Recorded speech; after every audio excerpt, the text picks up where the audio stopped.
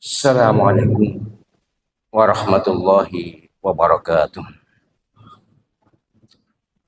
Bismillahirrahmanirrahim. Alhamdulillahi rabbil alamin. Wassalatu wassalamu ala ashrafil anbiya wal mursalin. Sayyidina Muhammad wa ala alihi wa ashabihi ajma'in. Subhanaka la ilma lana illa ma 'allamtana innaka antal alimul hakim. Allahumma anfa'na bima 'allamtana wa 'allimna ma yanfa'una wa zidna 'ilman nafi'an. Al-Fatihah.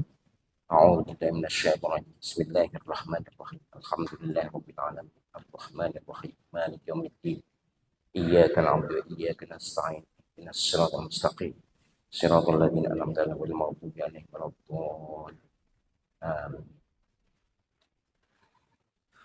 Hadirin hadirat jamaah Masjid Al-Qadar Jamaah Umrah Az-Zahra, para pemirsa semuanya rahimakumullah, muka-muka dirahmati Allah Subhanahu wa taala, rahmat kesehatan lahir batin, rahmat kemudahan hidup, kelancaran rezeki, dan rahmat keselamatan dunia akhirat.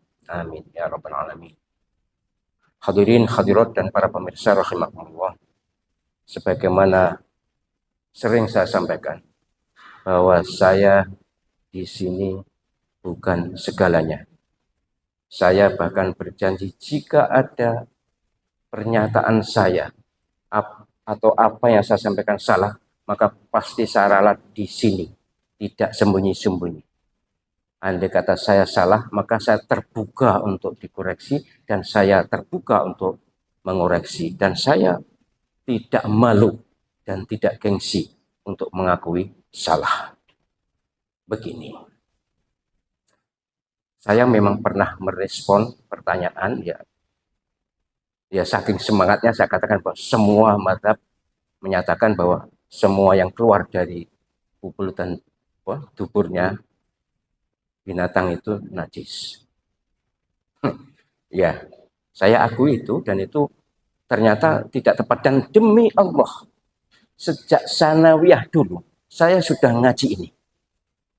Saya sudah tahu bahwa Syekh As-Takhari menyatakan bahwa yang keluar dari dubur atau kubul binatang yang halal dagingnya, maka itu tidak najis.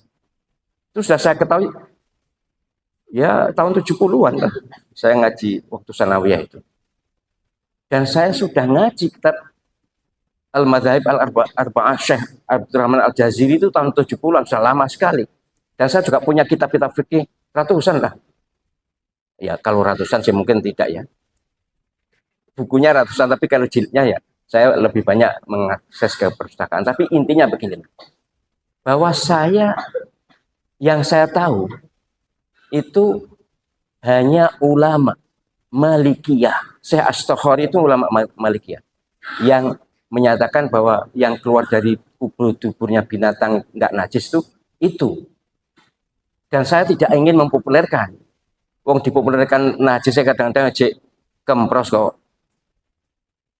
Yang saya tahu Imam Mazhab ini menyatakan najis, bahwa Malikiyah menyatakan najis, itu Malikiyah itu ulama Maliki. Yang saya tahu begitu. Tapi jika saya salah, oke, saya siap dikoreksi. Dan tapi yang jelas mayoritas ulama, mayoritas fuqaha menyatakan bahwa telek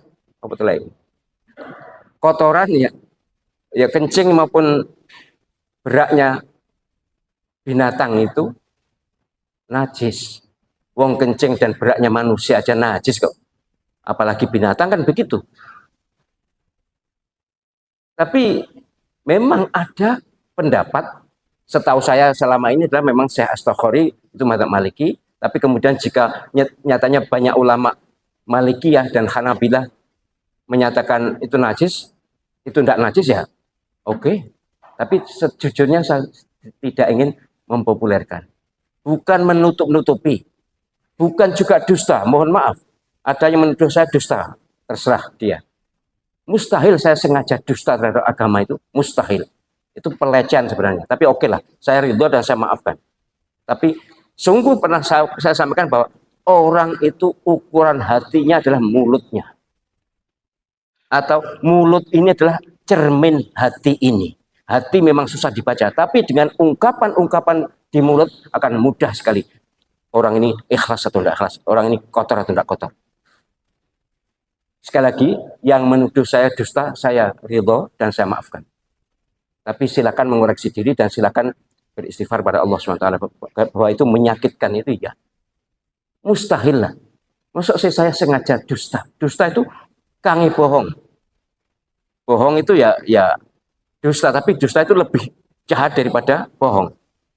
Bohong itu hal-hal yang ya kira-kira bisa dimaklumi lah. Kalau dusta itu hal-hal yang urgent, hal-hal yang penting. Dan saya mustahil soal agama bohong. Sekali lagi, ini saya ralat, tapi saya bukan meralat berarti apa? Semua imam atau para ulama Hanabilah dan Malikiyah menyatakan tidak najis, enggak. Yang saya tahu Syekh As-Takhari dari mazhab Malikiyah atau mazhab Maliki, beliau adalah ulama Malikiyah.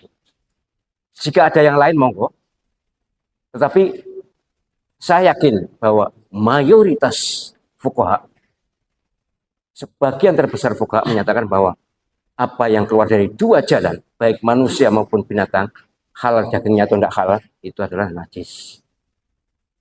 Wes gitu ya, clear ya. Saya tidak mungkin sengaja dusta atau berbohong, mustahil itu. Selanjutnya, ini agak menggelitik sebenarnya. Dan mohon maaf, jangan ada yang tersinggung para ulama di MUI.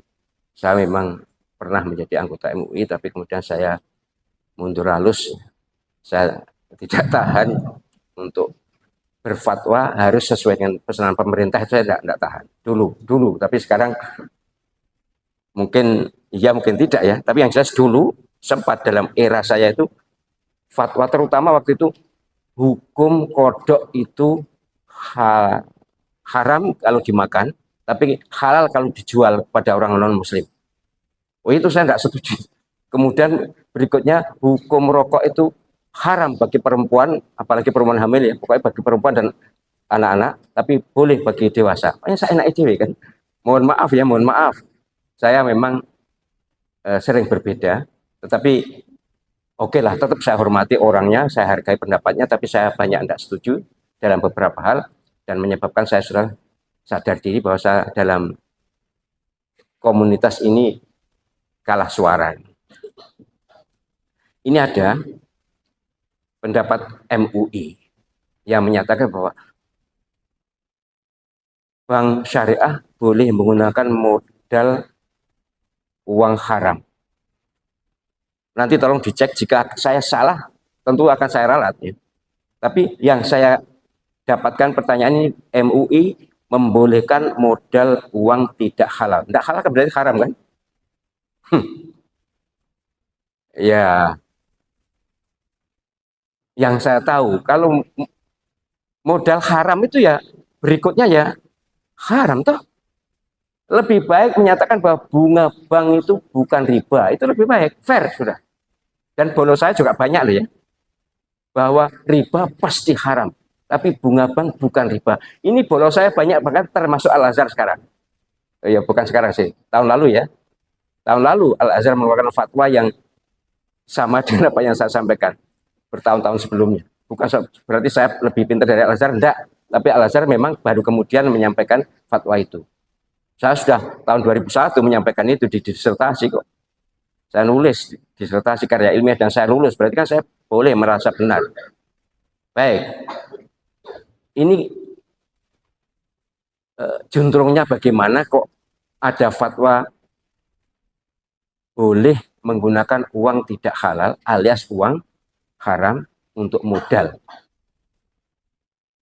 Nah, ya sejujurnya, apalagi ini KSS kan kuliah solusi spiritual kan, ya hati ini harus bersih, kalau halal halal, kalau haram haram, jangan setengah-tengah. Dan modal haram gitu tinggi apa ya kan haram toh mestinya, apa iso lalu menjadi halal. Ini saya tidak setuju, tapi saya terus terang belum tahu hujahnya. Hanya ini kan spontanitas toh. Tapi cobalah kita merenung ulang kalau soal transaksi kemasyarakatan itu apa yang disampaikan oleh Syekh Izzuddin bin Abdus Salam dan Syekh Najmuddin At-Tufi. Ini saya kutip di disertasi. Bahwa kalau terkait dengan masalah muamalah itu ya transaksi antar manusia ini, pikirlah kemaslahatan manusia. Jangan memikir kemaslahatan Tuhan. Itu Syekh Izzuddin. Itu terkenal sebagai Syafi'i kecil, ya, ahli fikih dan ahli tasawuf. Terkenal namanya Syekh Al-Izz gitu. Izzuddin bin Abdus Salam itu luar biasa, hebat, sangat cerdas, sangat khusyuk, menyatakan bahwa kalau sudah menyangkut bicara fikih muamalah, pikirkan kemaslahatan manusia. Jangan pikir kemaslahatan Tuhan. Allah SWT tidak butuh kita pikirkan kemaslahatannya. Itu saya kutip di disertasi. Syekh Najmuddin At-Tufi, kalau ini tadi madzhab Syafi'i, kalau Syekh Najmuddin ini madzhab Hambali. Itu lebih dalam tanda kutip ya, liberal lagi. Kalau ada ayat bertentangan dengan kemaslahatan, maka pakai kemaslahatannya. Kita tidak tahu sesungguhnya apa makna ayat itu. Maka kemaslahatan yang pasti kita tahu. Kita pakai kemaslahatan. Coba itu. Itu kan liar banget sebenarnya. Tapi oke lah. Beliau alim. Beliaulah yang tidak berani menafsiri ayat-ayat mawaris. Nah, saya tegaskan lagi bahwa orang yang membolehkan warisan dibagi sama rata itu tidak ada dasarnya dan pasti bertentangan dengan Al-Quran. Syekh Najmuddin At-Tufi yang begitu liar dalam tanda kutip ya, tidak berani menafsiri 2:1. Ya 2:1 ya 2:1. Bukan, wah intinya keadilan. Tidak bisa. Beliau tidak berani begitu. Kalau yang berani, kalau yang liberal kan pokoknya kudu adil. Nah adil itu sama. Itu adil menurut manusia. Menurut Allah SWT tidak. 2:1 ya 2:1. Manusia harus ridho pada ketentuan Allah SWT ini. Maka sekali lagi berulang kali saya sampaikan bahwa sudahlah kalau gitu jangan bagi harta kita menjadi harta warisan, tapi biar menjadi hibah saja. Jadi terus terang kalau halal dan haram ya tentu tidak bisa dicampur. Idza jutama'al halal wal haramu ghalibal haram. Kalau kumpul yang halal dan yang haram, maka yang menang adalah yang haram. Yang dihukumi, misalnya ada ini halal, ini haram, campur, maka dianggap haram. Itu kaidah usul fikih yang sudah amat populer ya. Baik, jadi prinsipnya bahwa apa yang disampaikan oleh MUI kita hormati orang-orangnya, para beliaunya, kita hormati pendapatnya, tapi adalah hak kita untuk tidak setuju.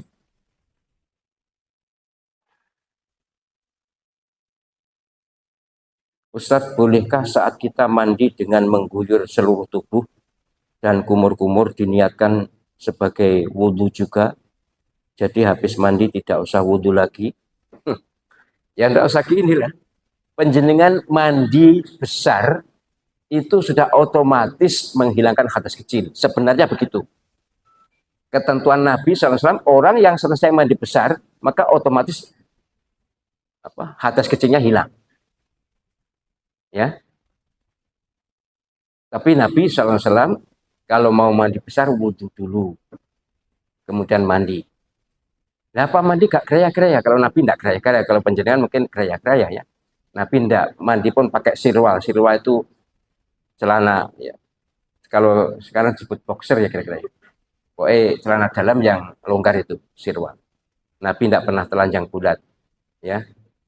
Ya kita terserah. Tapi yang jelas cara Nabi mandi begitu. Tapi umpama tidak begitu, asal mandi besar sudah sebenarnya hadas kecil hilang. Cuma ya kita marme puasnya ya wudhu juga. Tidak apa-apa kok. Wong tajdidul wudhu juga boleh. Wanita haid wudhu juga boleh. Bukan boleh ya, memang dianjurkan sunnah.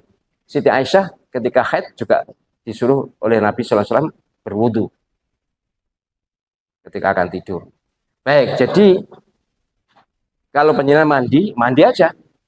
Selesai mandi, tidak wudu tidak apa-apa. Tapi ya karena cara mandi kita kadang-kadang tangan ini tidak terkendali, ya, atau kadang-kadang pas mandi juga kencing, mungkin. Maka ya sudahlah, sebaiknya lebih afdol setelah mandi ya wudu. Atau wudu dulu seperti Nabi, kemudian mandi, tapi mandinya harus ya lebih hati-hati, jangan sampai membatalkan wudu. Intinya sesungguhnya lah dengan mandi besar itu hadas kecil juga hilang otomatis. Misalnya penjenengan mandi besarnya seluruh menyelam ya, jadi langsung jebur buyur di dalam air atau laut atau sungai, sudah kosong di dalam air mentas, sudah selesai itu, hadas besar hadas kecilnya hilang semuanya. Ustadz, apakah anak boleh menjadi wali nikah bagi ibunya? Anak wali nikah untuk ibunya. Ya mungkin ini seorang perempuan punya anak laki-laki, kemudian suaminya wafat, kemudian atau suaminya atau cerai, kemudian ibu ini ingin nikah lagi, apa boleh anak ini menjadi wali nikah? Memang ada yang membolehkan, yaitu mazhab Maliki membolehkan, tapi mayoritas ulama menidakbolehkan, melarang. Ya harus lebih bagus saudaranya atau pamannya, atau kalau masih ada ayahnya, jelas itu ayahnya pasti itu, karena ini tidak punya ayah mungkin ya, maka apa saudaranya atau pamannya. Tapi kalau tidak ada ya wali hakim aja. Sebab mayoritas ulama menyatakan, ulama mazhab ini selain mazhab Maliki itu menyatakan bahwa anak tidak boleh, tidak sah menjadi wali nikah bagi ibunya. Sejenis enggak, kurang enak ya, kurang enak menjadi wali nikah. Ya kalaupun iya, misalnya penjenengan ikut mazhab Maliki misalnya, maka serahkan pada penghulu aja, biar yang mengakati penghulu ya. Saya berharap ya penjenengan semuanya yang bertanya, nek bertanya singkat saja ya. Ini pertanyaan ada coro tiga halaman beberapa. Aku kan kon mocong ini kan ya berat toh. Yang WA ke saya itu ribuan, bukan ratusan, ribuan. Kemudian bertanya itu meler-meler, apa meler-meler? Tahu. Jadi jangan ya itu menyiksa saya. Iya toh, yang saya baca kan bukan pertanyaan-pertanyaan saja. Saya juga baca disertasi, baca buku, baca jurnal, banyak yang saya baca. Ini sambil saja. Dan sampai terus dikai banyak kan pertanyaan bertele-tele begitu. Iya sampai nulis enak aja, sing moco itu. Iya nek sing moco yang tidak begitu sibuk itu. Dan aku loh, singkat saja intinya apa? Kalau bertanya pada saya, biar saya baca cepat. Nek doang langsung tak lewati. Terus enek tak lewati, nek selagi ada pertanyaan yang singkat-singkat saya baca yang singkat-singkat aja. Sing dawa tak umbar sih. Ya mesti saya baca kemudian, tapi rada gerutu juga. Yang gerutu enggak berarti saya apa? Lalu dia dosa, enggak sampai berdosa, tapi saya mohon penjenengan ngerti bahwa yang saya baca itu sangat banyak. Jadi kalau bertanya enggak usah terlalu banyak cerita. Singkatnya apa gitu ya. Ini sudah saya ringkas ini. Tapi yang saya baca yang lain aja dulu biar yang pertanyaan tidak terasa. Ya. Ini yang pendek-pendek aja. Ustadz, lebih afdol mana ikut kurban patungan sapi atau beli kambing sendiri? Ini takut dia. Ya, apa-apa sih, butuh takut. Afdol mana urunan sapi dengan kambing sendiri? Kalau ada urunan sapi kurang satu, lebih afdol urunan sapi. Sebab kalau enggak melok urunan, nanti hanya 6, kurang satu. Tapi kalau memang urunan sapi sudah cukup, kemudian apalagi tidak ada urunan sapi, maka beli kambing. Jadi soal afdol ini mana yang mudah, mana yang pantas, mana yang pas. Jadi sama-sama afdolnya. Memang ada penceramah yang mengatakan bagaimanapun kurban dengan kambing itu lebih afdol karena Nabi tidak pernah kurban dengan sapi. Ya, ya bacalah kitab-kitab dulu ya, jangan langsung ngomong gitu. Memang benar Nabi kurbannya dengan kambing. Tapi dua loh, nek pengen niru Nabi betul, Nabi tiap kurban dua. Ayo ngomong, sunnahnya dua loh, Nabi dua, tidak pernah sapi. Tapi ada hadis Sahih Bukhari yang menyatakan bahwa Nabi mengizinkan kurban dengan unta dan atau dengan sapi. Unta untuk 10 orang, dalam hadis lain untuk 7 orang, sapi untuk 7 orang. Itu hadisnya sahih. Sebagian dijelaskan oleh sahabat, sebagian oleh Nabi sendiri. Tapi yang jelas Nabi memang tidak pernah urunan sapi. Apalagi kerbau, tidak pernah. Tapi Sunan Kudus kan membolehkan kerbau. Kayaknya di kitab, ingat saya tidak ada, kerbau itu tidak ada. Tapi Sunan Kudus, karena di lingkungan daerah Kudus saat itu, Mbah Muria, Mbah Kudus ya, pokoknya daerah situ, Sunan Muria ya, pokoknya daerah Jawa Tengah itu, karena tetangga kiri kanannya masih banyak Hindu, dan sapi itu dikulutuskan, maka kan nggak enak menyembelih dewa mereka. Sama dengan sekarang, sampai sekarang di India juga enggak, umat Islam juga menghindari kurban sapi karena sapi itu dewa mereka. Nah, lalu disiasati oleh Sunan Kudus ini supaya kerbau saja ya, karena mirip dengan sapi, tapi sesungguhnya memang tidak ada dalilnya, tidak ada, atau saya belum tahu dalilnya. Tapi maksud saya beginilah, kalau bertanya soal keutamaan, yang utama adalah yang mudah dan yang pas.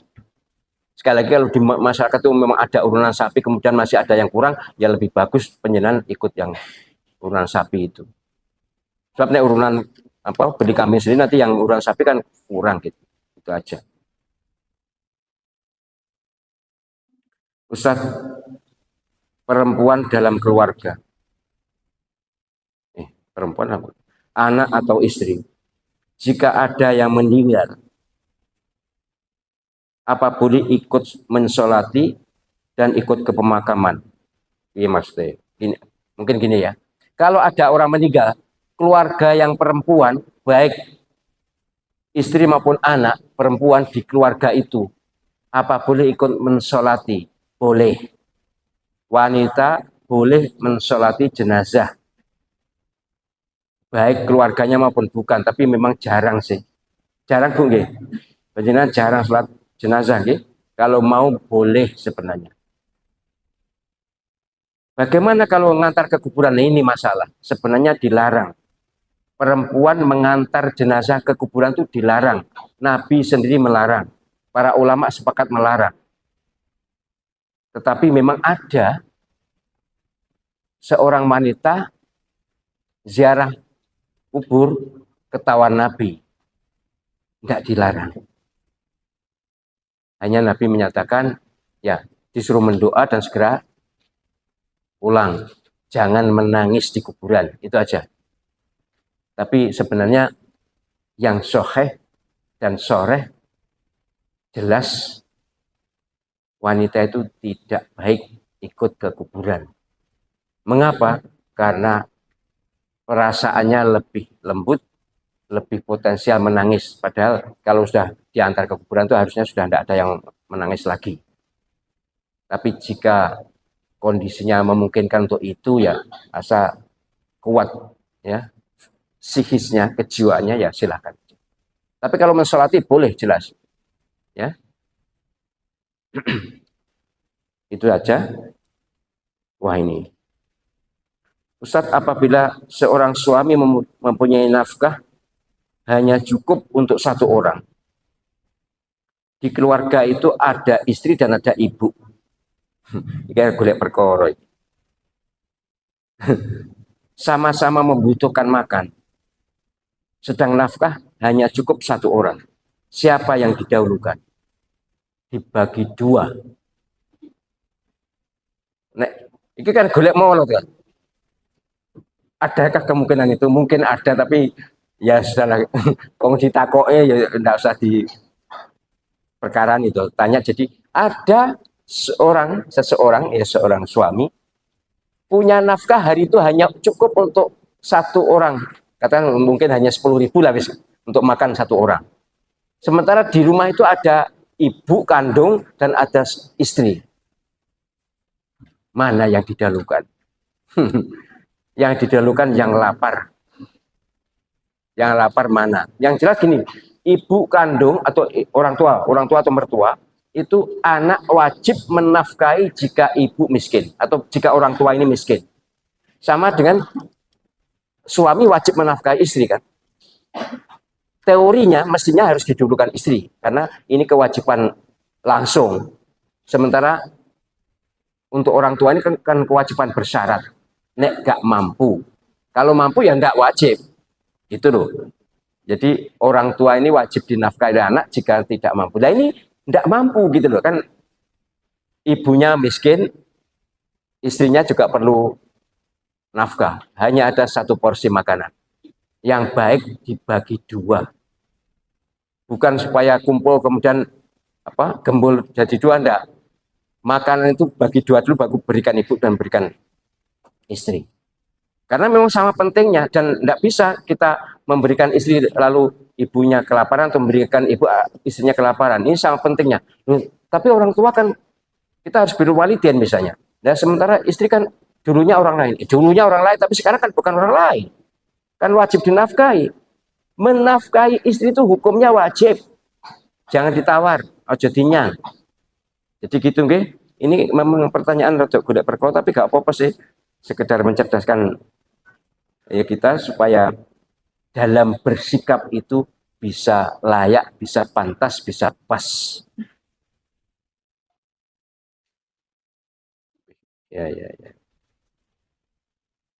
Nanti pertanyaannya nanti ya setelah KSS saja supaya ini agak banyak yang saya tuntaskan. Ustadz, apakah saya sebagai anak tetap harus memberitahu orang tua tentang hukum Islam? Pernah saya beritahu ayah tentang hukum toharoh bersuci dan yang membatalkan wudhu, tapi ayah malah marah mengatakan sok tahu. Ya ini kan kasus tanya. Prinsipnya beginilah.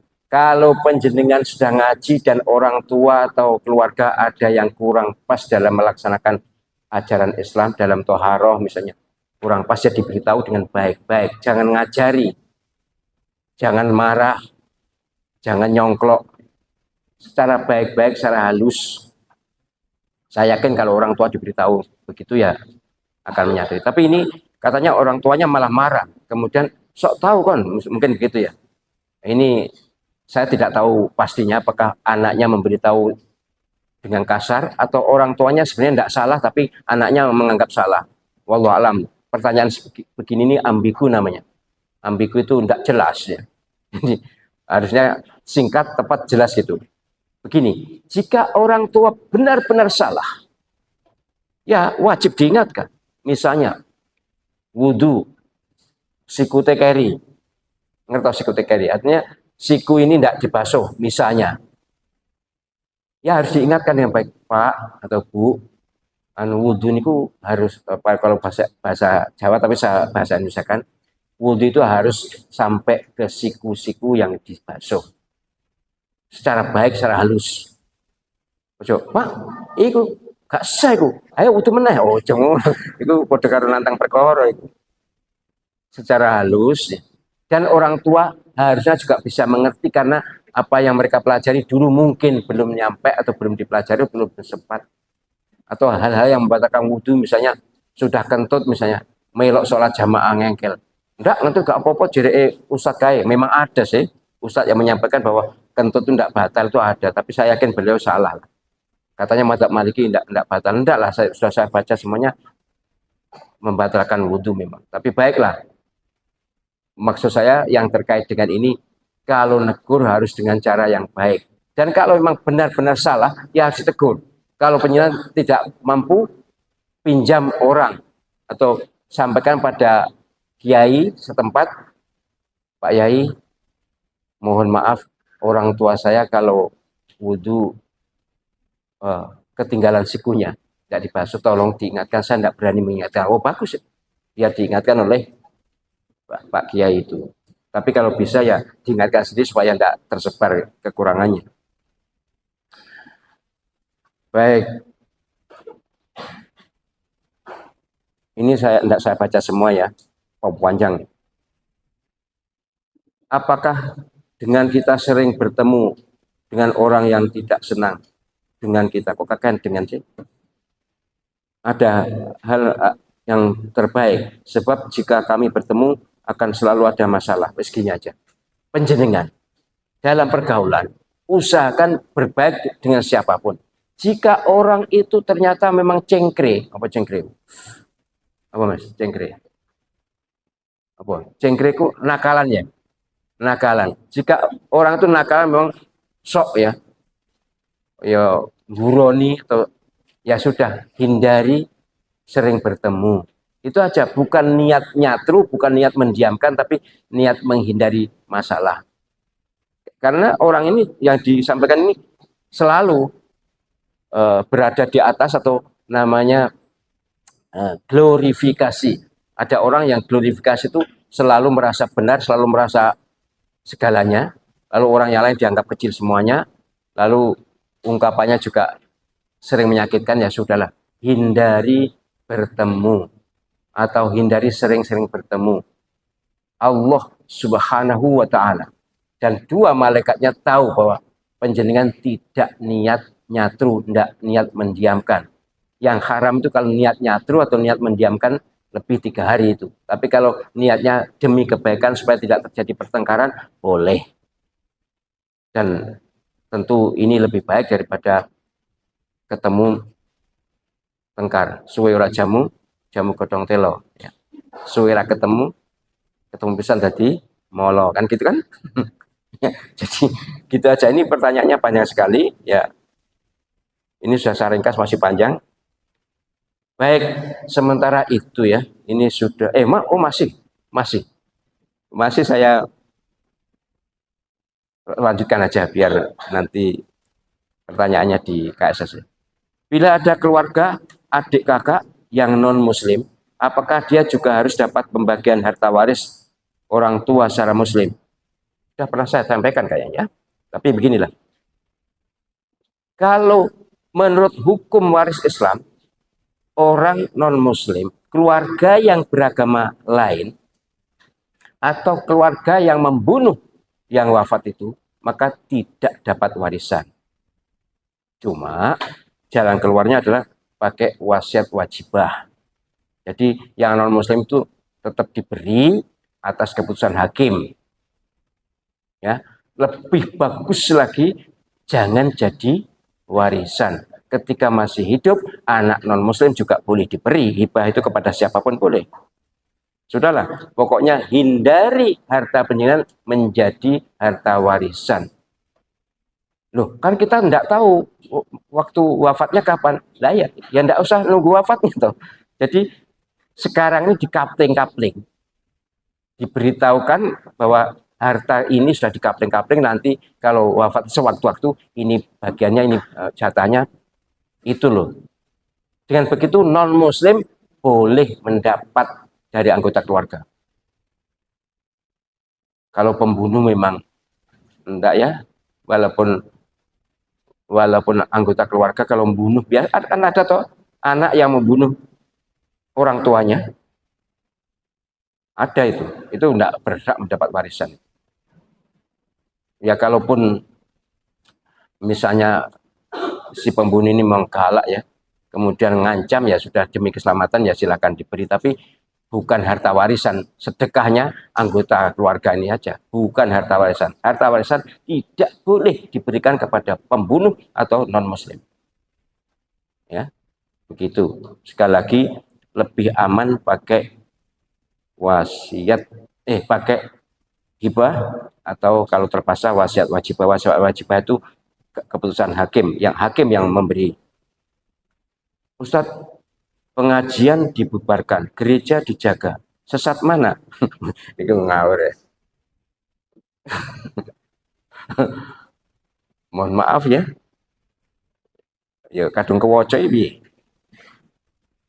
Ada pengajian dibubarkan karena alirannya berbeda, tapi ada gereja dijaga. Sesat mana? Sinten sesat jawab. Kabeh mesti bisa jawab. Kalau soal sesat mana itu, ya sesat-sesatnya orang Islam tentu lebih sesat yang di luar kan. Kita tidak ingin menyinggung perasaan mereka, tapi dalam doktrin kita yang berakidah tidak tauhid itu jelas tidak diampuni Allah SWT. Jelas itu. Yang musyrik itu loh, yang mempertuhan kepada selain Allah itu loh, itu jelas paling sesat di antara yang sesat. Innallaha la yaghfiru an yushraka bihi wa yaghfiru ma duna dzalika liman yasha. Coba. 2 kali diulang di surah An-Nisa itu. Allah SWT tidak berkenan mengampuni orang-orang yang mensekutukannya, dan berkenan mengampuni dosa siapapun yang tidak mensekutukannya. Lah kok dijaga ya? Ya sudah, kami sudah menyampaikan, para ulama sudah menyampaikan, yang berkewajiban bertugas menjaga tempat ibadah mereka itu ya aparat, petugas, polisi. Kita menjaga ulama, menjaga pengajian kita, gitu ya. Jadi ini kayaknya sudah memang lama ini, pertanyaan sudah lama ini. Kebaca ya wis, kadung kebaca ya piye. Ya. Oke. Sudah, sekarang sudah hampir isya, tinggal 1 menit. Terima kasih kepada penjelasan semuanya. Mohon maaf segala kekhilafan kesalahan. Saya pesan ya, nanti kalau ada hizib itu, kemudian saya minta penjenengan megang badan penjenengan itu, kalau tidak bisa megang badan, pegang jantung ya. Karena jantung ini pengedar darah ke seluruh tubuh. Bahkan saya kalau membaca Sayyidul Istighfar selalu saya pegang jantung saya. Itu manfaatnya besar sekali, sugestinya besar sekali. Jadi sakit apapun kan mesti melalui peredaran darah, maka pegang jantung untuk berdoa ketika mohon kesembuhan. Itu nggih. Baik, demikian. Mari kita akhiri dengan kafaratul majelis. Moga-moga dosa-dosa kita diampuni Allah Subhanahu wa taala. Subhanakallahumma wa bihamdika asyhadu an la ilaha illa anta astaghfiruka wa atubu ilaik. Assalamualaikum warahmatullahi wabarakatuh.